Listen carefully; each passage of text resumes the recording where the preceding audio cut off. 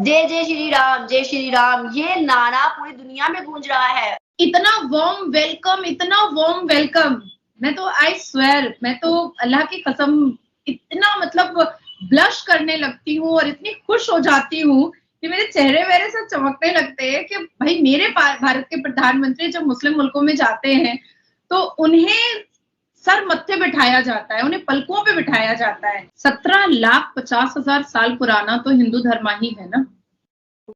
Thing ये कि पाकिस्तान में हो क्या रहा है और इमरान खान वर्सेस आसिफ मुनीर चल रहा है। आसिफ मुनीर की जो कहानी है, जो मैंने आज दोपहर से लोगों को बताई हुई थी, वो ये थी कि JUI इस नेटवर्क के साथ इमरान खान की बातचीत चल रही थी, यानी कि जमात इस्लामी। अब बातचीत क्या चल रही थी? बातचीत ये थी कि दोनों मिल करके गवर्नमेंट बना सकते हैं।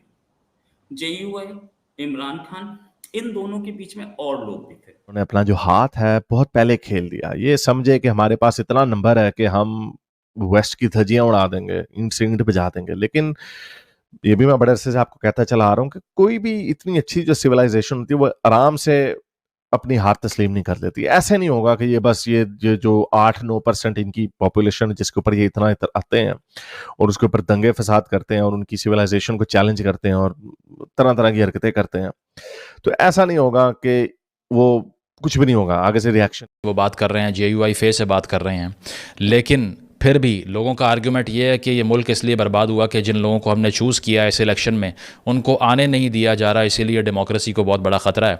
तो पाकिस्तान में दो मुश्किल काम है। पहला मुश्किल काम है वो अशराफिया पे तनकीद करना है, यानी कि जो रूलिंग क्लास है या फिर इस्टेब्लिशमेंट है या फिर जागीरदार हैं बड़े बड़े या बड़े बड़े बिजनेस ओनर्स हैं, उनको क्रिटिसाइज़ करना और उनको ज़िम्मेदार ठहराना पाकिस्तान के फेलियर्स का थोड़ा मुश्किल काम लगता है। एक उससे भी मुश्किल काम आपको बताता हूँ, उससे ज़्यादा मुश्किल काम है आवाम पे तनकीद करना।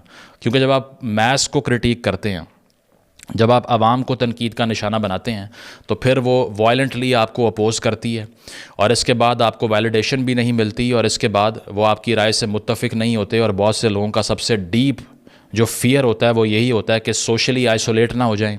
अगर वो बात करें जो लोग सुनना चाहते हैं तो फिर ठीक है, अगर वो बात ना करें तो फिर क्या बनेगा हमारा?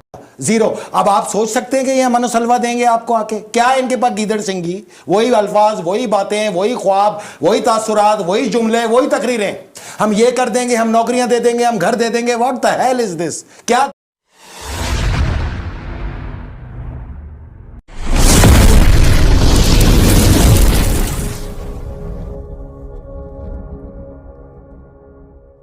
दो तीन साल से काफी ज्यादा देशों के अंदर गेट आउट पाकिस्तान या गेट आउट पाकिस्तानी के ट्रेंड या कैंपेन चलाए जा रहे हैं। उसकी वजह क्या है देखिए। लेकिन चूंकि मैस की जो ओपिनियन है उसको इवेलुएट करना शायद अशराफिया की ओपिनियन से भी ज़्यादा अहम है, तो इसीलिए ज़रा अगर ये करने की कोशिश करें तो इस बात को सोचते हैं कि जिसको लोग चूज़ कर रहे हैं क्या वो रीज़न की बुनियाद पे या मंतिक की बुनियाद पे, लॉजिक की बुनियाद पे है, या फिर सेंटिमेंट और वो जो नीचे कहता है हर्ड मेंटालिटी उसकी बुनियाद के ऊपर है। तो KP के अंदर अगर हम इलेक्शन का रिज़ल्ट देखें तो वहाँ से सफाया उस पार्टी का हो जाता है जो कि एंटी तालिबान स्टांस लेने की वजह से अपनी 3 नस्लों को मरवा चुकी है। हारून बिलोर पिछले इलेक्शन में, इससे पहले मियाँ इफ्तिखार हुसैन का बेटा, इससे पहले अगर हम और नेशनलिस्टों की बात कर लें जो कि पश्तून नेशनलिस्ट भी थे, बाचा खान की पॉलिटिक्स को आप देख लें या वली खान को देख लें, आज जो उनके डिसेंडेंट्स हैं वो इंतखाब में टिकटॉकर्स के अगेंस्ट खड़े होकर हार जाते हैं। अगर हम ये देखें कि किन किन हलकों में ANP का सफाया हो चुका है तो आपको एक लंबी फहरिस्त मिलेगी जिसको डिस्कस करना भी शायद आपको लगे कि बहुत बोरिंग है। इसके अलावा ANP ने नेशनल असम्बली की एक भी सीट नहीं जीती, और जीत कौन रहा है वहाँ से? जो उन तालिबान को रीसेटल करवाना चाहते हैं जो कि सबसे बड़े कातिल हैं पश्तूनों के रीसेंट हिस्ट्री के अंदर, जो आपको ये बताते हैं कि हमने 5,000 फाइटर TTP का वापस लेकर आना था लेकिन लाने नहीं दिया, और उनको वोट वहाँ से मिल रहा है जहाँ सबसे ज़्यादा सफ़रर्स उसी आइडियोलॉजी के एग्जिस्ट करते हैं। तो इससे आपको क्या समझ आती है, क्या समझ आता है शेर अफजल मरवत को देख के, जिसको लेजिस्लेटर बनाना चाह रही है आवाम, यानी कि वो कानून साजी करेगा आपके और हमारे फ्यूचर के लिए, जिसका अपील और जिसका फेम का मकसद और उसकी रीज़न सिर्फ ये थी कि उसने एक टॉक शो में एक शख्स को थप्पड़ मार दिया, इसके अलावा वड़ गया का लफ्ज़ बोल दिया। पकड़ो यार इसको, अब एक बार पकड़ो यार। या फिर उसके बाल बहुत खूबसूरत हैं, चलता है तो बहुत क्लासी लगता है, टिकटॉक पे एडिट्स बहुत अच्छे बनते हैं उसके। इसकी बुनियाद पे उस तरह के लोग असम्बली के अंदर आ गए, लेकिन अमीर हैदर ख़ान हूती नहीं आ सका, समर हारून बिलोर नहीं आ सकी। कराची से जिब्रान नासिर साहब का केस है कि उनका दूसरा इलेक्शन था, पिछले इलेक्शन में वो बाहर गए और उन्होंने लोगों से वोट मांगा। सब ने कहा कि पहले आप ये कहिए कि अहमदी काफिर होते हैं। उन्होंने कहा कि मेरा इससे क्या ताल्लुक़ है, मैं तो आपको यहाँ पर सर्व करने के लिए या आपके हक़ में ईवान में। को सब्सक्राइब करिए, बेल आइकन दबाना बिल्कुल मत भूलिएगा। दोस्तों, आज मैं सीधी बात करना चाहता हूं भारत के माननीय प्रधानमंत्री श्री नरेंद्र मोदी जी से। जय हिंद मोदी जी। आज भारत का नागरिक होने के नाते मैं आपसे कुछ सीधी सीधी बातें करना चाहता हूं, क्योंकि मेरे पास कोई माध्यम नहीं है कि मैं आप तक पहुंचूं।